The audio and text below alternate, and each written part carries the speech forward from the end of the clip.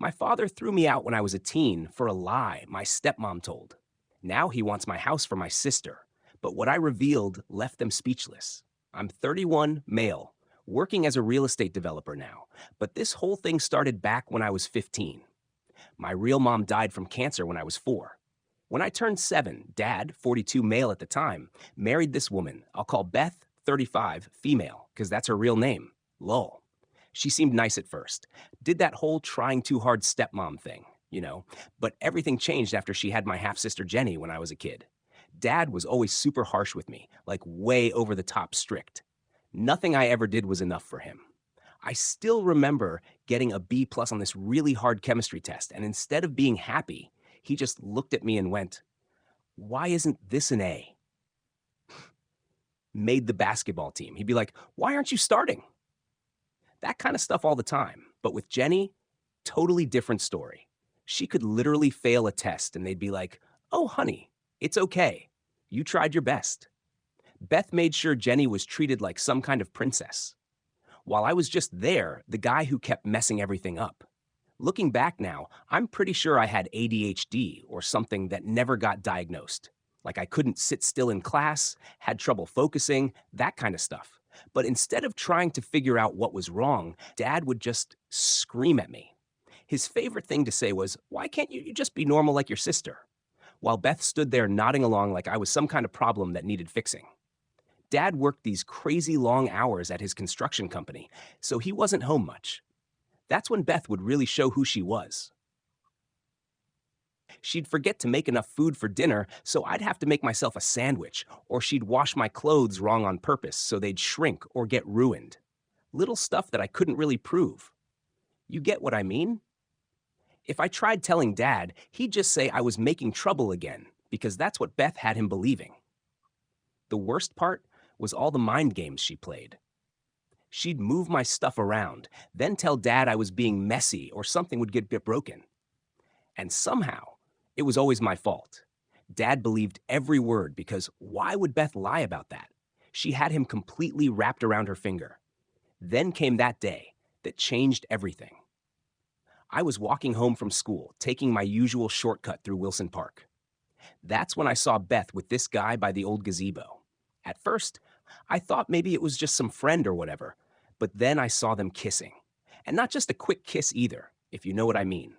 I think Beth saw me running away, but I wasn't sure. I recognized the guy too. Mark, I think his name was.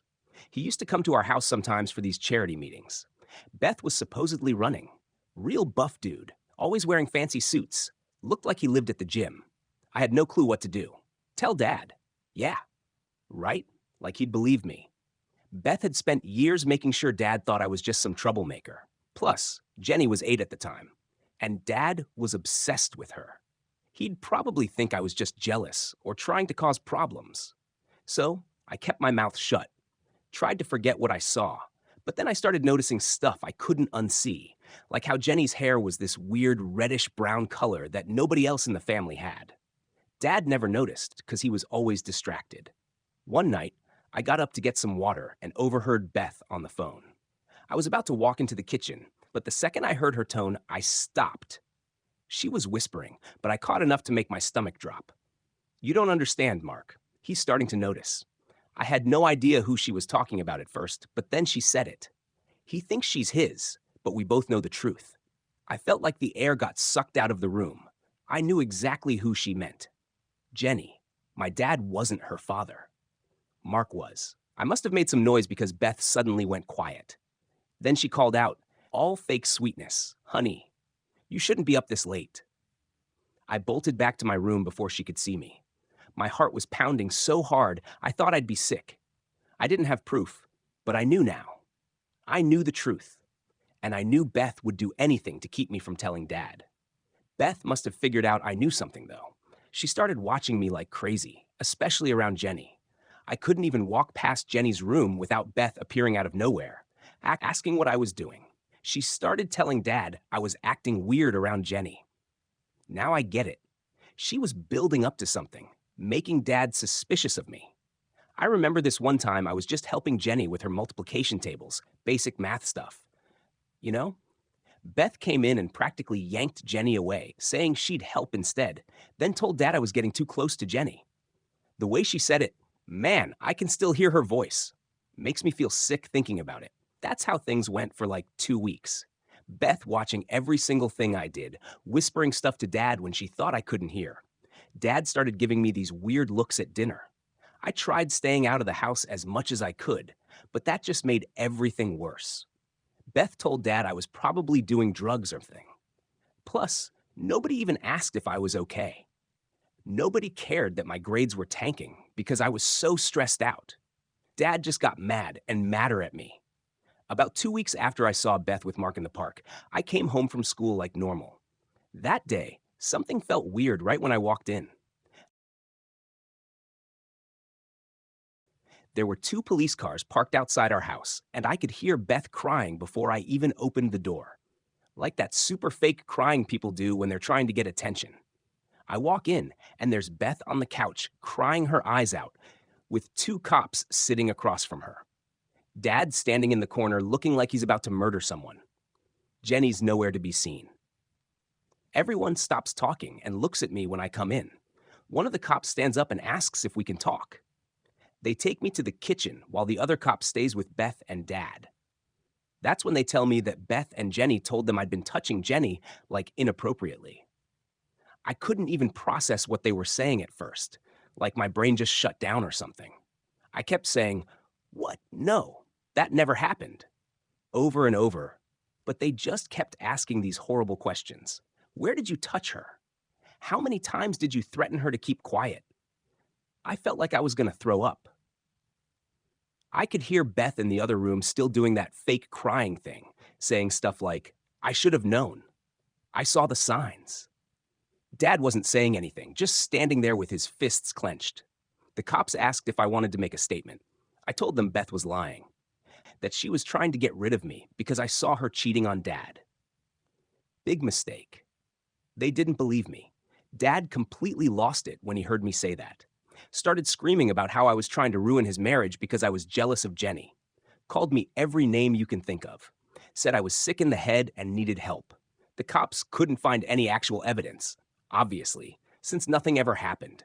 Plus, I was only 15 back then. But the damage was done. Dad threw a garbage bag at me and told me I had 10 minutes to pack my stuff and get out. Said if I ever came near Jenny again, he'd kill me himself. I tried one more time to tell him about Beth and Mark, but he literally grabbed me by my shirt and shoved me toward the stairs. I'd never seen him that angry before. Beth was standing there with this tiny smirk that only I could see. I grabbed whatever clothes I could fit in the bag and my school backpack. Tried to get my Game Boy, but Dad said everything in the house was his since he paid for it. The whole time I was up there, I could hear Beth downstairs, probably making sure Dad stayed mad. When I came back down, Jenny was there. She looked confused, like she didn't understand what was happening. Beth had her arms around her, like she was protecting her from me. That's what kills me the most, the look on Jenny's face. She was just a kid. Beth used her own daughter to get rid of me. Dad told me to give him my house key, said I wasn't his son anymore. Beth made this fake, sad face and said, "Maybe someday you'll get the help you need." I wanted to scream that she was lying, that she was the one who needed help. But what was the point? They weren't going to believe me. They watched me leave, probably making sure I actually went. I looked back once.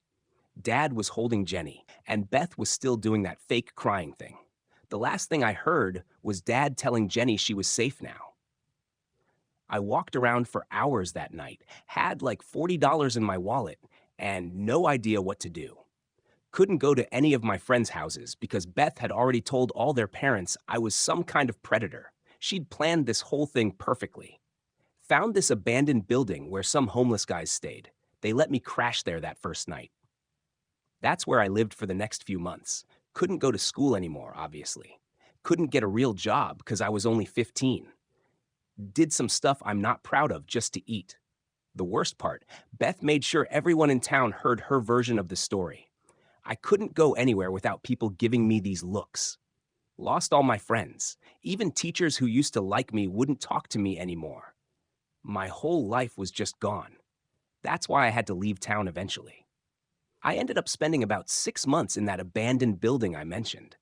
It was this old warehouse near the train tracks. There were like 5 to 6 other guys living there, too. Most of them were actually decent people who just had bad luck, you know? This older guy, Tom, kind of took me under his wing. He'd been living on the streets for years after his wife died, and he lost his job. He taught me stuff like where to get food, which places would let you use their bathroom, how to stay warm in winter, basic survival stuff I never thought I'd need to know. I kept thinking Dad would snap out of it, realize the truth, and come get me. But he never did. He just didn't care.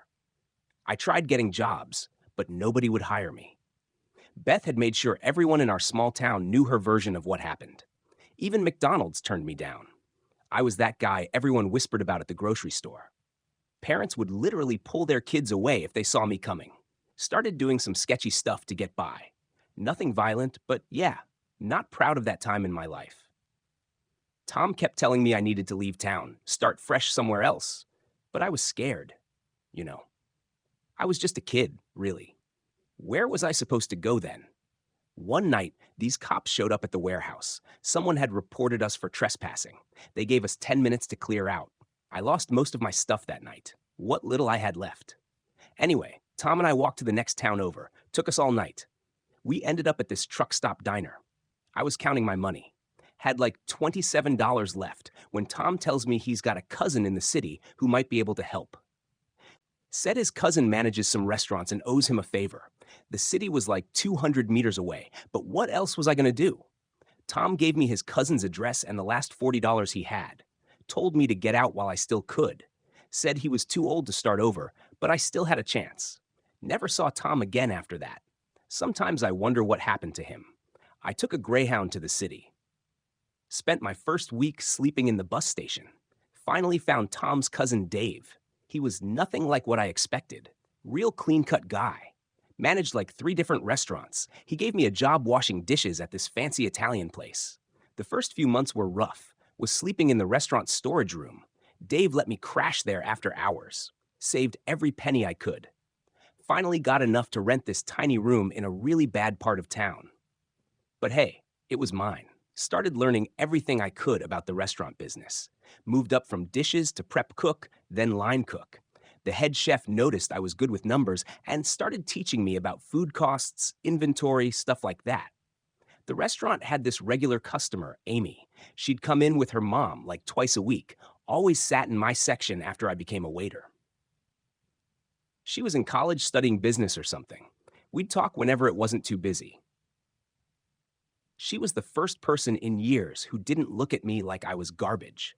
I remember exactly what she said that first night. "Hey, what's good here?" she asked, actually looking at me instead of the menu. The carbonara is pretty great. Marco makes the sauce from scratch," I said, probably sounding like an idiot. "You actually know who makes the food?" She smiled. Most places I go, the servers just raid the specials and disappear. We ended up talking for like 10 minutes about food. Her mom just sat there smiling. Later, I heard her mom say, "Amy, stop bothering the poor waiter. He has other tables." Amy looked around the empty restaurant and laughed. "Yeah, Mom, he's clearly swamped." They started coming in more often, always requesting my section. Amy was studying business at the local college, and she'd sometimes bring her homework. One night, she was struggling with some accounting stuff. "This makes no sense," she groaned, staring at her textbook. "How can a company lose money but still show a profit?" "Creative accounting," I said while refilling her water. "They're probably moving numbers around to make it look good for investors." She looked at me like I'd grown a second head.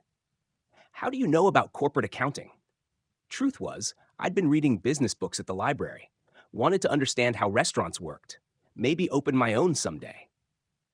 Told her this, and she got super excited. That's amazing. Most people our age don't care about this stuff. "Hey, want to look at this problem with me?" Next thing I know, I'm sitting at her table during my break helping her with homework. Her mom would just watch us with this knowing smile. This went on for months. Amy would come in, we'd talk about business stuff, and I'd try not to fall in love with her. Failed miserably at that part. By the way, she was so smart, but never made me feel stupid. Like this one time, "I don't get why you're working here," she said. "You're clearly good at this business stuff." "Not everyone can afford college," I mumbled, feeling embarrassed. "You don't need college to be successful," she said. "My dad never went and he owns 3 companies now. He says experience matters more than degrees." That conversation stuck with me. Started thinking maybe I could do more than just work in restaurants. I eventually got my GED by studying at the library on my days off. Amy helped me with the math parts. She never asked about my past, and I never told her. Was too scared she'd stop talking to me if she knew. That was my life for about 5 years. Wake up, work, study, sleep, repeat. Didn't date, didn't make friends really. Just focused on surviving and trying to be better. The whole time I kept thinking about Jenny, hoping Beth wasn't messing her up too bad. One night, Amy came in looking super excited. Guess what? Dad's looking for someone to help manage his new property development project. Entry-level position, but lots of room to grow. You should apply. I froze up. "Amy, I never even finished high school. But you got your GED, right? That's all that matters. Come on, just try." What's the worst that could happen? The worst that could happen. She could find out about my past, about Beth's lies, about everything. But Amy kept pushing. "Please, for me. Dad, trust my judgment, and I know you'd be amazing at this." So I applied. Had to borrow a suit from Dave. Still fit weird. Interview was terrifying. Amy's dad just stared at me for like a full minute before speaking. Amy says, "You understand business." "Prove it," he said. Somehow, I managed to talk intelligently about property development trends I'd read about. Even suggested some ideas for his new project. At the end, he just nodded and said, "You start Monday." When I told Amy I got the job, she hugged me. First time anyone had hugged me in years. I almost cried right there in the restaurant. "See," she said, "I told you you could do it." That job changed everything. Her dad became like the father I wished I'd had. He actually listened when I had ideas. Taught me everything about real estate development. Within a year, I was managing my own projects. The whole time, Amy and I got closer. We'd get coffee after work, talk for hours, but I never asked her out. Kept thinking about Beth's lies, about my past. Amy deserved better than some guy who lived on the streets. Then came the night that changed everything. We were working late on a project proposal, just us in the office. You know, Amy said suddenly, "For someone so smart about business, you're really dumb about some things." "What do you mean?" She looked me right in the eyes. "I've been waiting 2 years for you to ask me out. I just sat there like an idiot. Finally managed to say, 'I'm not good enough for you, Amy. There's stuff about me you don't know. Try me,' she said." So I just told her everything about Beth, about the lies, about being homeless. Kept waiting for her to look disgusted or scared. Instead, she started crying. Then she got mad. Not at me, at Beth and my dad. "Those horrible people," she said. "How could they do that to their own son?" Then she kissed me. Just reached across the desk and kissed me. And yeah, that's how Amy and I finally got together. But life has a way of bringing up the past when you least expect it. Amy and I got married pretty quick after we started dating. Her family was amazing. They actually treated me like a son. We had our first kid, a boy, and bought this really nice 5-bedroom house in a good neighborhood. Life was perfect. Then, about 3 months ago, I was scrolling through Facebook at work and see this friend request. Profile picture shows my dad looking way older than I remembered. I just sat there staring at my phone like an idiot. Amy noticed something was wrong as soon as she got home. I was sitting in our kitchen just staring at nothing. "Babe, what's wrong?" she asked, putting our son down for his nap. "Dad found me on Facebook," I said. "He sent a friend request." She sat down next to me. "What are you going to do?" "No idea. Haven't opened his message yet. Want me to read it first?" I handed her my phone. She opened the message and started reading out loud. "Son, I know it's been a long time. I'm getting older now and been thinking a lot about the past. Not a day goes by that I don't think about you. Beth and I want to make things right. Jenny misses her big brother. Please give us a chance to explain. Love, Dad." I laughed, but it wasn't a happy laugh. Jenny misses me. She probably doesn't even remember me. She was 8 when everything happened. Amy squeezed my hand. "You don't have to respond." But I did. Maybe I'm an idiot, but I wanted to know why now after 16 years. So I accepted the request and messaged back, "Why now?" His response came fast. I'm 58 now, had some health scares, made me realize life's too short for grudges. Jenny's getting married soon. Would mean a lot to have you there. We messaged back and forth for a few weeks. Found out Jenny's 24 now. Works in marketing. Engaged to some lawyer guy. Beth's still the same according to Dad. Yeah, bet she is. Amy kept telling me to be careful. People don't change that much, she said. But I wanted to believe Dad had changed. Stupid, right? They asked to visit. Amy said it was my choice, but she'd support whatever I decided. So I said yes. Big mistake. They showed up on a Saturday morning. Dad looked old, like really old. Gray hair, walks with a slight limp. Beth looked exactly the same, actually. Still had that fake smile. Jenny had grown up, looked even more like Mark now, but nobody seemed to notice except me. First few minutes were awkward. Nobody knew what to say. Then Jenny saw our family photos. Is this your son? She asked, looking at pictures of our 3-year-old. Yeah, that's Jake, I said. I'm an aunt, she whispered, then started crying. Beth immediately went to comfort her. Same old Beth. Dad stepped into my house like he belonged there, eyes sweeping over everything with that barely hidden approval he never used to give me. You've done well for yourself, he said, nodding. Real estate development, huh?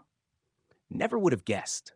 I folded my arms, already bracing for whatever this visit was really about. Amy's dad gave me a chance, I said, letting the words hang, unlike some people. Beth, always the spin doctor, jumped in before the silence got too heavy. We all made mistakes back then, she said, voice syrupy. We're here to make things right. Amy, who had been standing near the door like she was waiting for a reason to leave, took the out immediately. I'll check on Jake, she said, disappearing before she could say something she'd regret. Smart. Jenny, though, had no such filter. She wandered through the living room, fingers skimming across the furniture, the walls like she was trying to claim it. This house is amazing, she said, peering down the hallway. 5 bedrooms, but you only have 1 kid. I forced a polite smile. Planning for more, I said, and we use one as an office. Not that it's any of your business. Dad clapped a hand on my shoulder, steering me toward my office with the whole let's talk man-to-man routine. That should have been my first warning. He sank into my chair like he owned it. Son, he started. I need to ask you something important. I stayed standing. What? Your sister's getting married, starting a family. He let that sit for a second like it was supposed to mean something to me. They're looking for a house, but everything's so expensive these days. My stomach turned. No way. I could already see where this was going. You've got all this space, he continued, gesturing around like he was selling me my own damn home. 5 bedrooms for 3 people. Jenny and Steve could really use a place like this. You're doing well. Could easily buy another house. I stared at him, waiting for the punchline. Are you seriously asking me to give my house to Jenny? Well, not give exactly. He said like that somehow made it better. Maybe sell it to them cheap. You make good money now. I literally lost it. Get out, I said. He sighed, exasperated, like I was the one being difficult. Son, be reasonable. It's your sister. The sister you chose over me? My voice came out sharper than I intended, but I didn't care. The one you kicked me out for? That sister? That was a misunderstanding. I barked out a laugh. A misunderstanding? You threw me out at 15? I lived on the streets. He had the nerve to look annoyed, like I was dragging up something inconvenient. That's in the past. Jenny needs. My voice rose, my hands curled into fists at my sides. What about what I needed? A father who believed me, maybe? Before he could come up with another excuse, Beth came rushing in, that fake, concerned expression plastered on her face. Everything okay in here? I let out a sharp, humorless laugh. Oh yeah, Beth, everything's fantastic. I turned to her, grin sharp enough to cut.